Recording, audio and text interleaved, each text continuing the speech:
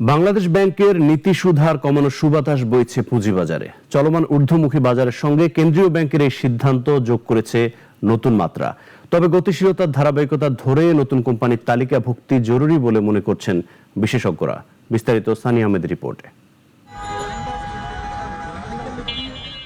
ঋণ নেওয়া সহজ করতে নীতি সুদ হার কমানোর সিদ্ধান্ত নিয়েছে বাংলাদেশ ব্যাংক।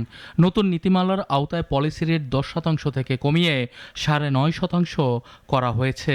আর এই সুদ হার কমানোর সিদ্ধান্তে আলোর মুখ পুঁজিবাজারে।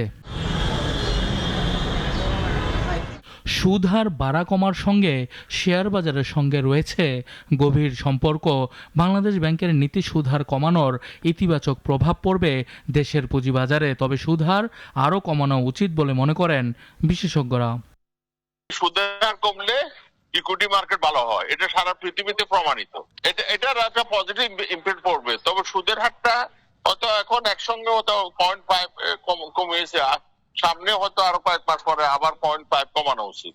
এদিকে পুঁজিবাজারের বর্তমান ছন্দ ধরে রাখা এবং সামনে এগিয়ে নেওয়া দুটোর জন্যই প্রয়োজন নতুন কোম্পানির তালিকাভুক্তি।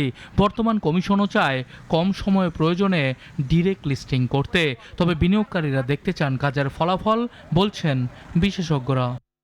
ডাইরেক্ট লিস্টিং হলে ভালো, তাড়াতাড়ি হবে। আর আইপিও যেভাবে করে নতুন লিস্টিং, মানুষ ইনভেস্টার দেখতে চায় রেজাল্ট। নীতিমালা হচ্ছে ডাইরেক্ট লিস্টিং এর, চেয়ারম্যানের মধ্যে আমাকে বলেছে। এদিকে গেল সপ্তাহে ইতিবাচকভাবে লেনদেন শুরু করেছে দেশের পুঁজিবাজার। সূচক বেড়েছে 91 পয়েন্ট। তবে লেনদেন সামান্য কমলেও মূলধন বেড়েছে 3,863 কোটি টাকা, যাতে আস্থা ফিরেছে বিনিয়োগকারীদের। সানি আহমেদ, নাগরিক, ঢাকা।